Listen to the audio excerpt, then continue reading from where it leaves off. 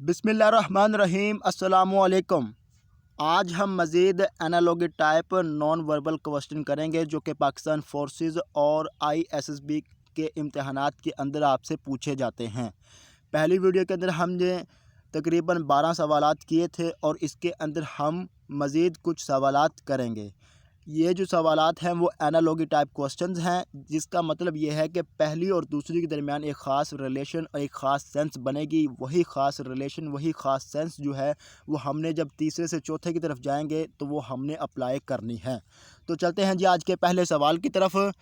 पहले सवाल के अंदर आप देख सकते हैं कि जब हम ए से बी की तरफ मूव करते हैं तो यहाँ पर एक स्क्वायर मौजूद है और बी के अंदर भी स्क्वायर मौजूद है, लेकिन अंदर एक ट्राई मौजूद है ए के अंदर। यहाँ पर इसकी जो डायरेक्शन है वो बॉटम की जानिब मौजूद है, लेकिन बी के अंदर उसने जो इसकी डायरेक्शन है वो बिल्कुल उसके ऑपोजिट कर दी, यानी पहले बॉटम की तरफ थी तो बी के अंदर वो टॉप की जानिब चली गई है। तो यहाँ पर आप देख सकते हैं कि सी के बाहर जो है वो सर्कल है, तो डी के अंदर जो डायग्राम बनेंगे उसके जो बाहर होगा वो सर्कल ही होगा, यानी इस तरह होगा। लेकिन यहाँ पर देखें अंदर जो ट्राई मौजूद है उसकी जो डायरेक्शन है वो बॉटम की जानिब है, लेकिन जो डी होगा उसमें उसकी जो डायरेक्शन होगी वो टॉप की जानिब होगी, यानी इस तरह उसकी जो है वो डायरेक्शन बनेगी। तो ऑप्शन जो 5 है उसके अंदर ये कंडीशन बिल्कुल सही तौर पर मौजूद है, तो यही हमारा आंसर होगा। तो चलते हैं जी अगले सवाल की तरफ। अगले सवाल के अंदर आप देख सकते हैं कि ए के अंदर देखें तो यहाँ पर उसने लेफ़्ट और राइट पार्ट को बिल्कुल शेडेड किया हुआ है, और बी के अंदर देखें जो उसकी बाकी दो साइडें जो बचती थी टॉप और बॉटम को, उसको भी उसने शेडेड कर दिया है, यानी उसके चारों साइडों को उसने शेडेड कर दिया। पहली के अंदर उसने लेफ़्ट और राइट को किया और बी के अंदर उसने टॉप और बॉटम को कर दिया।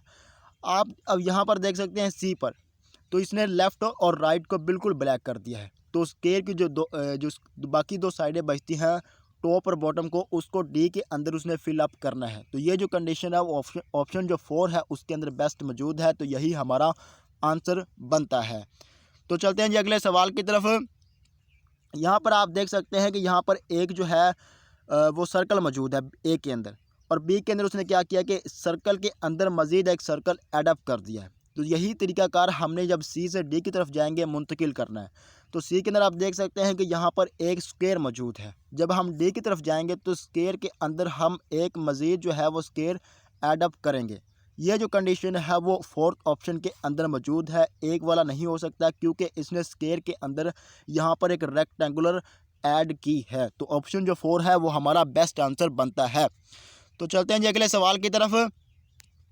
अगले सवाल के अंदर आप देख सकते हैं कि यहाँ पर एक रोमन गिनती लिखी हुई है। ए के अंदर जो आई लिखा हुआ है, आई का मतलब होता है एक रोमन के अंदर, ठीक है जी, और वी का मतलब होता है 5 और एक्स का मतलब होता है 10। ये चीज़ें आपने यहाँ पर याद रखनी है। उसके बाद आप देख सकते हैं कि जब ए से बी की तरफ जाते हैं तो 5 हो रहा है, यानी एक को जो है उसने 5 के साथ मल्टीप्लाई किया तो वो आगे है 5 आ गया। जब हम सी से डी की तरफ जाएंगे तो एक्स का मतलब है यहाँ पर 10 है, तो 10 को हम 5 के साथ मल्टीप्लाई करेंगे तो वो बन जाएगा 50, और रोमन के अंदर 50 को एल के साथ रिप्रेजेंट किया जाता है। तो इस तरह हमारा जो आंसर बनता है वो ऑप्शन जो 4 है वो बनता है, यानी ए से जब बी की तरफ गए तो आई से वी बना, यानी 1 से 5 बना, और जब सी से डी की तरफ जाएंगे तो 10 को हम 5 के साथ मल्टीप्लाई करेंगे तो 50 बनेगा, और 50 को रोमन के अंदर जो है वो एल के साथ रिप्रेजेंट किया जाता है। और ये जो सी है ये जो है 100 को रिप्रेजेंट कर रहा है, और जो एक्स एक्स है इसका मतलब 20 है, और एक्स एक्स वी का मतलब है 25, और एल का मतलब 50, और आई एक्स का मतलब 9 है। तो ये चीज़ें भी आपने यहाँ पर याद रखनी है। तो चलते हैं जी अगले सवाल की तरफ। यहाँ पर आप देख सकते हैं कि ए के अंदर देखें ऊपर की जानिब सिर्फ एक लाइन मौजूद है, और बी के अंदर देखें ऊपर की जानिब सिर्फ 2 लाइन मौजूद है, यानी एक को उसने डबल कर दिया है। अब सी के अंदर देखिए यहाँ पर ऊपर जो है वो टॉप पर जो है वो 2 लाइनें मौजूद हैं, तो जब डी की तरफ जाएंगे तो ऊपर वाली जो 2 लाइनें हैं वो डबल हो जाएंगी, यानी दो की बजाय 4 हो जाएंगी। तो आप देख सकते हैं कि ऑप्शन जो एक है इसके अंदर 2 मौजूद है, ये भी नहीं हो सकता। इसके अंदर जो है वो 3 मौजूद है, इसके अंदर 5 मौजूद है, इसके अंदर 1 मौजूद है, और ऊपर सिर्फ इसके अंदर 4 मौजूद हैं, तो यही हमारा आंसर होगा। और अगर आप नीचे वाली देखना चाहते हैं अगर नीचे वाले देखना चाहते हैं तो इसके अंदर कुछ भी नहीं है, तो इसके अंदर 4 हो गई, यानी इसको 4 गुना कर दे। यहाँ पर जो है वो 4 हैं, तो नीचे वाले जो है 8 हो जाएंगी। ऊपर 4 होंगी और नीचे जो है वो 8 होंगी। ये जो कंडीशन है वो ऑप्शन 2 के अंदर बिल्कुल दोनों चीज़ें मौजूद हैं, तो यही हमारा आंसर बनता है। तो चलते हैं जी अगले सवाल की तरफ। यहाँ पर आप देख सकते हैं कि ए से डी की तरफ आ गया, यानी देखिए ए, बी, सी और डी, यानी इसका गैप रखा है, यानी 2 चीज़ों को उसने छोड़ दिया है और चौथे पर 1 से चौथे की तरफ आ गया। और उसके बाद देखें अल्फ़ा होता है, उसके बाद बीटा होता है, उसके बाद जो है गामा होता है, उसके बाद जो है वो सिग्मा होता है। यानी इसको हमने अब छोड़ देना है, अल्फ़ा से सीधा हमने सिग्मा की तरफ आ जाना है। तो यहाँ पर हमारा जो आंसर बनता है वो ऑप्शन 5 बनता है। तो चलते हैं जी अगले सवाल की तरफ। अगले सवाल के अंदर आप देख सकते हैं कि यहाँ पर जो है वो 5 स्क्वायर मौजूद है ए के अंदर, और बी के अंदर देखें अंदर वाला जो स्क्वायर है उसको उसने ख़त्म कर दिया है। ठीक है, यही तरीकाकार जो है वो हमने सी से डी की तरफ मुंतकिल करना है। तो यहाँ पर देख सकते हैं कि यहाँ पर 5 जो हैं वो स्क्वायर मौजूद हैं और डी के अंदर जो है हमने 4 रखने हैं। तो ये वाला तो हो नहीं सकता कि इसके अंदर उसने कोई तब्दीली नहीं की। यहाँ पर उसने डायरेक्शन को उल्ट कर दिया है, और ये भी नहीं हो सकता, यहाँ पर उसने डायरेक्शन को उल्ट कर दिया। अब मसला रह गया 2 और 4 का।